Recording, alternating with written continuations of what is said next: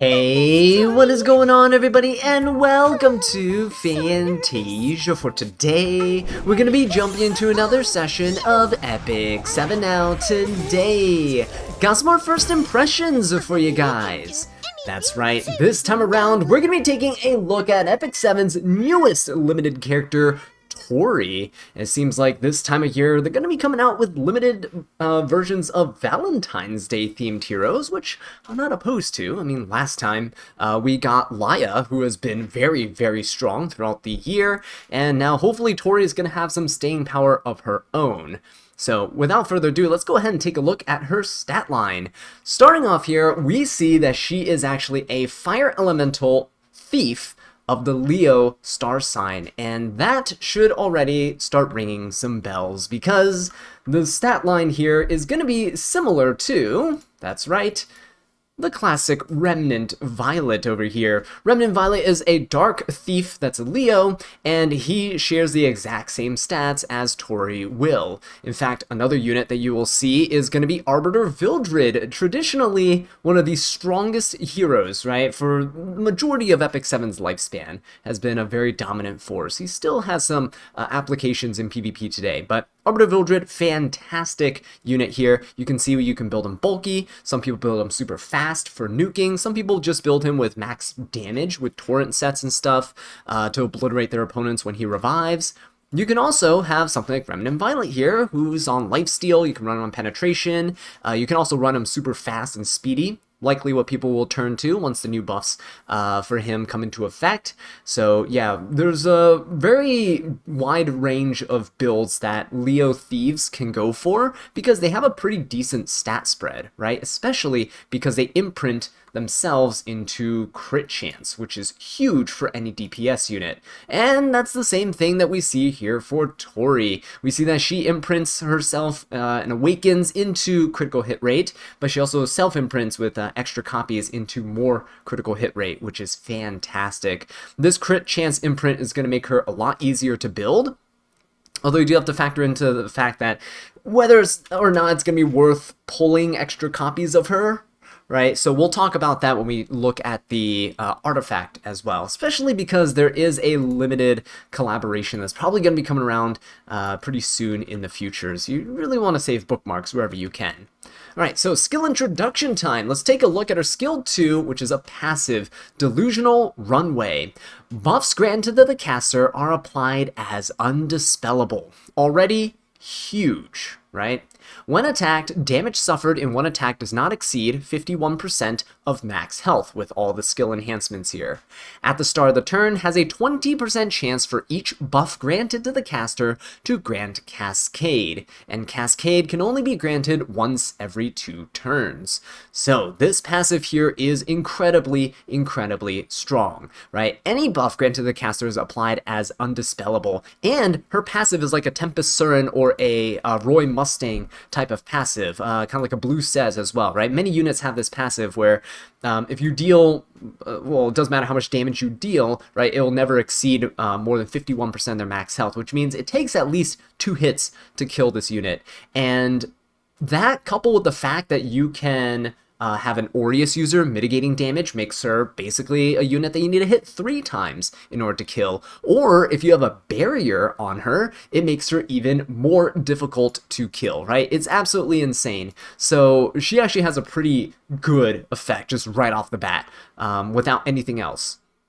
The next thing, though, that we see is that she can grant herself Cascade, right? Now, Cascade here, the only other unit that really grants Cascade is Dragon King Sharoon. So if we look at Dragon King Sharoon here, when you grant Cascade to your team, and Cascade, after attacking, deals 2,500 fixed damage to the target, and it's dispelled after attacking. So this skill right here, this buff, is really strong against units kind of like Tori that just have kind of damage limit buffs built into their passives, right? This is a really strong effect, and she's pretty much guaranteed this effect if you have 5 buffs on you. It's already, an 80% chance with 4 buffs and so on and so forth. You're probably going to be buff stacking Tori. That is a given, right? You're probably going to be buff stacking Tori because her passive is incredibly strong.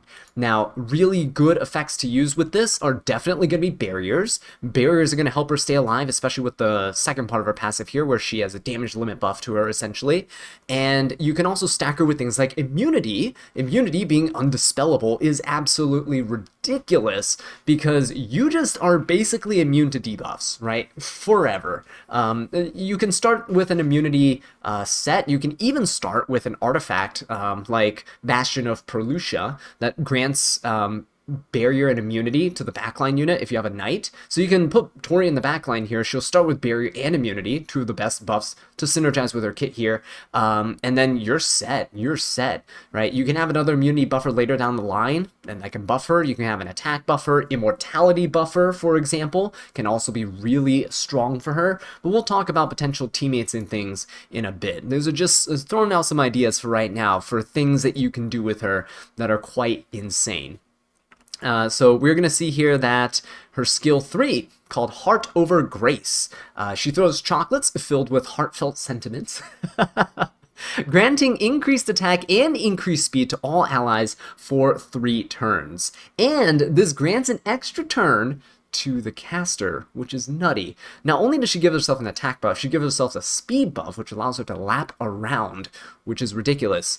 You're probably going to be building her pretty decently fast too. 116 base speed is not insane, but seeing the Arbiter Villages and things that other people have built in the past before, it is not bad at all, right? You can build 270, 280 something speed Arbiter Villages still with really good amounts of damage, right? Without sacrificing much else, and she doesn't need bulk at all, so she is perfectly set up to be a very nice speed DPS. And things like Kisei. Kisei is also the same star sign as her. The problem with Kisei is she has an EE that gives 10 speed, so it's not really completely comparable. Otherwise, I mean, if she got a 10 speed EE somewhere down the line, if Tori did, you can be as nutty as Kisei, right? Which is absolutely insane. All right, let's take a look at her skill 1, Overreaction. She attacks the enemy by whipping a ribbon and grants a barrier to the caster for 1 turn. The barrier strength increases proportional to the caster's attack. So, wow, look at that. She grants herself the attack buff, right, with her S3 and speed buff, but she also grants herself a barrier every time she attacks. The reason why this is huge is because if you have a unit that grants a large barrier already, let's say you have someone Bastion Perlucia, let's say, right? Or you have A-Roz's buff, right? When A-Roz gets buffed, when you fall below 30% health, you're going to get a huge chunk of barrier that's proportional to A-Roz's max HP. Or you can even have protection set units. You can have FCC giving barriers. The reason why these units giving large barriers is important is because every time you gain a new barrier buff, like this, for 1 turn, right? You extend the duration of your barrier, yes, but you keep the strength of the barrier that you're extending the duration of. So if you had a barrier that's twice the size, let's say it's a 6k HP equivalent barrier. If you S1 here, normally she'll get like a 3k HP barrier, right? You're going to extend the duration of that 6k HP barrier indefinitely until your opponent chips away your barrier. They can't even strip it, because, well, it's undispellable, right? So this is huge. This is amazing. And yeah, when you soulburn this, you greatly increase the damage dealt, and it doesn't trigger a dual attack, which is nice in certain situations. And when the caster is granted Cascade, it does not cost any souls to activate soulburn. That is huge. So Tori has a very synergistic kit, and very self-sustaining as well. The only thing you really might need here is to start off with an immunity set, and you are solid. You're basically guaranteed to go because, you know, you have the barriers and stuff protecting you from your teammates. You have self-attack buff, speed buff. You take an extra turn after you self-attack buff, right? And hopefully at that point, if you're starting the match with immunity, if you're starting the match with barrier, and then you gave yourself a attack and speed buff, that's only 4 buffs right there. You're probably gonna get Cascade by that point, in which case you can soulburn for free and deal tons of damage to your opponent. So that is kind of cool, right? Very synergistic kit, and hopefully hopefully you're not going to get debuffed. If you don't start with immunity, there's a good chance if opponents outspeed you, they can put Unbuffable on you, and that would be detrimental, really detrimental. So people are probably going to be running her with immunity set. Look at all those undispellable buffs, guys. It's even like skill nullifier and stuff's on there. That's insane. That's absolutely insane. But that is pretty cool. All right, so let's take a look at her artifact here. Her artifact is called Feed of Criticism, and the art looks strangely, uncannily like the art from Danganronpa, right? But anyway, I'm getting a little sidetracked. It says, buried under mounting misunderstandings, Tori withdraws from the world. Alone in her darkened room, she silently hopes her true feelings will somehow reach others. All right, so the effect of this increases her attack from 10% to 20%. At plus 15, you'll get 15% attack, right? It's the middle ground between these two thresholds. Then, at the start of the battle, she'll grant a barrier equivalent to 50% of her attack for 2 turns, up to 100% chance. So if you just have this at plus 15, then you will grant a barrier equivalent to 75% of your attack for 2 turns. This is really good. Now, is it the best effect that she can have? And in my opinion, it's not. Okay, and the reason I'm saying this is because while this effect is really synergistic with herself, she gets attack, she's a damage dealer, and you get that barrier, right? The barrier is going to be nice for protecting her, making sure she doesn't die. This is a decent artifact to have on her if you're playing a slower type of build, but I'm assuming most people are going to be a bit more aggressive with her, right? And even if you weren't playing as aggressive, if you're playing slower, I'd rather my teammates give this barrier, right? And teammates give, like, she already self-attack buffs, right? So it's good enough. I think her damage is going to be fine. The barrier is not needed here. I'd recommend running her on something that would give her another type of buff. And the artifact I'm thinking of right here is Wind Rider. So if we take a look at Wind Rider, if I just go to the max enhance here, I'm gonna find my max enhance Wind Rider, which is not fully maxed, but here it is, right? Wind Rider, beautiful artifact, gives good amounts of attack. At plus 30, it's going to be 20% attack, but at plus 15, it's 15% attack. It's the same as the amount that she would get from her artifact. The main thing here is, when she defeats an enemy with an attack, you grant stealth for 1 turn, and you increase the attack of the caster by an extra, big chunk for 1 turn at the start of the next turn. The main thing here is the stealth. If you can get stealth on her, it's undispellable. So that is really nice, right? And so if you have that with like barriers and stuff, you can stack and make sure that she just stays hidden. If your opponent has things that can strip buffs and such, they cannot strip your stealth, which is very, very good. I think this might be a decent artifact for her. There's obviously other options that are pretty decent for her too, that you just kind of play around with. You can kind of play around with her with like evasion and stuff as well, like Moonlight Dream Blades and stuff. I don't think it's really the optimal way to go. I think Alexa's Basket is pretty nice. Yeah, her own artifact kind of reminds me of Genoa's artifact, right? Gives you the attack boost, and then you get a barrier that scales with attack. Mine is here with Midnight Gala Lilius. I think this one, if you don't get her own artifact, Dark Bloodkeeper is not bad because she does have a non-attack skill. Again, is it worth it? Debatable, right? Debatable. Dark Bloodkeeper might technically be a bit better than her own artifact, just because her own artifact gives at the start of the battle, and it doesn't replenish itself, that barrier. Dark Bloodkeeper, you'll at least be able to keep getting this effect every time you use a non-attack skill. The trade-off is you just don't start with it. You don't start with it every... at the start of the batch, right? And that's about it. You can definitely, if you're running like just full nukes, just full send, Alexa's Basket's really good, getting a greater attack buff. If she grants herself a greater attack buff, especially because she has an extra turn on her S3. So let's say she grants the greater attack buff at the start of her turn, and then you S3, you have a 3-turn attack buff that you're granting herself. It will change the greater attack buff from a 1-turn duration into a 3-turn duration greater attack buff, which is great. Let's say you S3, let's say at the start of your turn you don't get the greater attack buff, you S3, you grant the extra turn, and then you get the greater attack buff. All it does is it changes your 3-turn attack buff into a 3-turn greater attack buff. So you have 2 chances to proc and get this I think it's up to a 40% chance to grant the greater attack buff here. It's a pretty good gamble to have, right? It's pretty nice, especially if you just want pure damage. It's pretty good.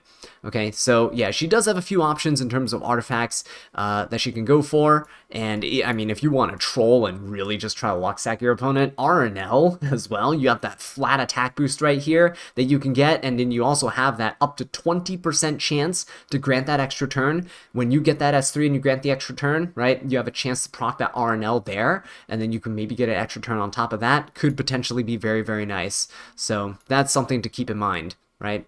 Okay, so anyway, moving back to, there's so much to talk about with her. Moving back to her artifact here.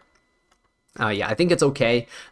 Would you pull multiples of this? I don't really think so. I think there's better options to go for than this. And now it lends the question of, do you want to pull for multiple copies of Tori?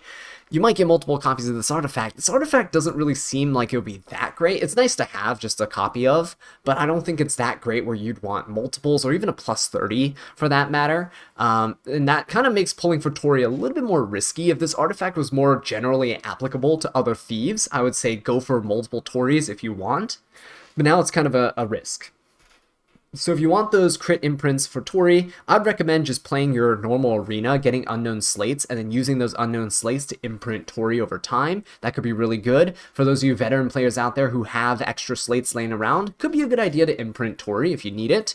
But again, I would wait on that. Hold off on that. Wait and see people test her. Wait for you to test her yourself. See if she's good enough to warrant investing imprints and stuff into her, right? Especially because if there's potentially collaboration units and stuff like that in the future, you definitely don't want to throw away all your general slate imprints on a unit like this, right? When you could use it on something even more exclusive that might never get reruns ever. All right, so yeah, when it comes to Tori here, I think she is going to be pretty decent. Let's take a look at the preview here, right? Now, I know a lot of people are spouting out like, oh, she's broken, she's already insane, like the undispellable buffs is going to be crazy. You can use her with Dark Acades, right, and make her immortal, which we'll talk about later. And I don't think that that's necessarily going to be game breaker, game changing, right? You already have super high effect res units that can potentially abuse the Dark Acades, and people don't really go for that, right? People don't really go for it, despite the fact that you potentially could, yes, arguably you could, you know, pull it off, especially with an opponent that doesn't have ignores res strips. You can pull off a high res unit and then put the 3-turn immortality on them. It's okay, right? It's okay, but you already have BBK with two-turn immortalities and such. So I don't know. Don't know how it's gonna go. I just don't think that particular thing is gonna be so game-breaking, right, that it's gonna warrant her to become like some broken unit that needs to get nerfed. People were kind of overhyping MLPera as well. After using MLPera, people realized, wait a minute, she's actually, her kit is really nice and it's kind of loaded, but she doesn't really feel overwhelming, right? And that's a good thing. It's a good thing when a character feels not overwhelming, but it's just good. It's good and it's fun to use, and that's why I pulled for MLPera. I thought her kit looked pretty nice. I figured I could pull off some funny things with her, and that's exactly what we did, right? So look here, she is able to soul burn, back to Tori, and we're seeing that she's dealing decent damage. That's with an attack buff here with soul burn, with the cascade buff there, so she's greatly increasing her damage dealt. That was 11k damage there. It's not terrible, but it's not obviously going to be dealing like 20k damage on a soul burn S1. It is her only attacking skill, it's her S1. It's the only way she can interact with the opponents. However, it's still decent. 11k damage, still not bad. And you're going to notice that a lot of these new units nowadays, these DPSs, oh look, 8.5k without a soul burn, that's pretty good. You're going to notice that a lot of these newer units don't have defense penetration built into their kits, and for good reason, just because Empyrean Ilanov does exist, and Smilegate is trying to design around Empyrean Ilanov kind of existing nowadays. So, yeah, Tori is just going to be a what you get, what you see is what you get type of unit, right? So look at all the buffs that are on her. She's guaranteed Cascade. Now you can soul burn for free. Look at that. Now that's a good chunk of damage. 16k damage with that 2,500 damage from the Cascade. That's pretty insane. So yeah, but anyway, the damage numbers from the previous year I'll take with a grain of salt, just because you don't know the stats of these units, you don't know the gears on these units. But Tori is looking rather promising, right? So talking about her kit and her stats, and what she can use as teammates, I kind of mentioned this earlier before.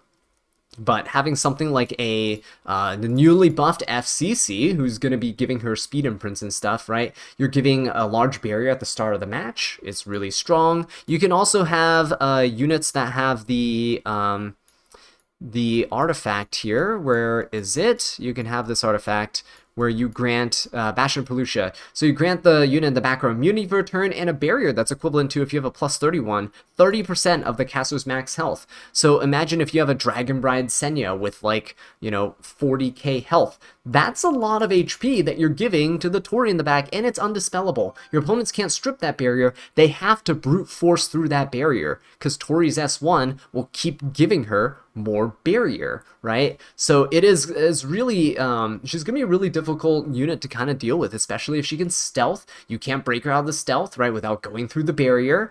And if you're stealth, it halves the damage that you take from AoEs. So if only AoEs can damage her barrier, and she has that passive, and she can have units who can grant her an insane amount of barrier, she's gonna be very, very hard to kill, especially if you're only bringing units with one, maybe 2 AoEs on your team, right? Maybe you have just an S3 from your Alencia or Mort, and it's not going to be enough to break the barrier, especially with stealth having the amount that's taken, right? And her passive too. So yeah, she's going to be quite an interesting unit to see play out, especially the free soul burns too. It doesn't matter if there's a Bellion or anything on the other side. I believe you're still going to be able to soul burn. I think in the demonstration there's a Bellion there locking down your souls, but every time she gets Cascade, she's able to deal some nutty amounts of damage. So yeah, I think she'll be good in slower teams, definitely. You can use her as kind of a speedy DPS type of unit, kind of like how Tempest Surin was back in the day. You played her with mitigation, you played her with units that will help buff her and support her and keep her alive. Same with Roy Mustang. You can build Roy Mustang is pretty squishy, right? He's on torrent builds and stuff like that, and he can kind of self-sustain himself some healing. Tori can kind of do the same thing as well. Now, do you want to build her lifesteal? Don't know if that's the way to go, or if you want to build her with some more speed. That can also be an option as well. Right, so definitely things to consider. I think that speed build is going to be pretty popular, especially because you have undispellable barriers. I don't think you're going to need lifesteal as much.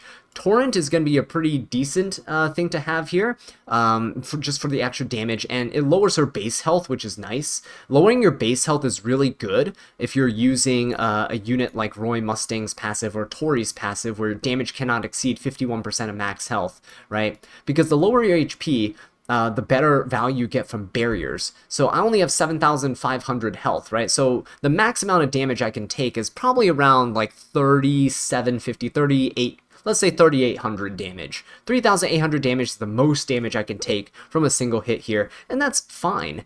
If you had a barrier that's, let's say, 6,000 extra health, right?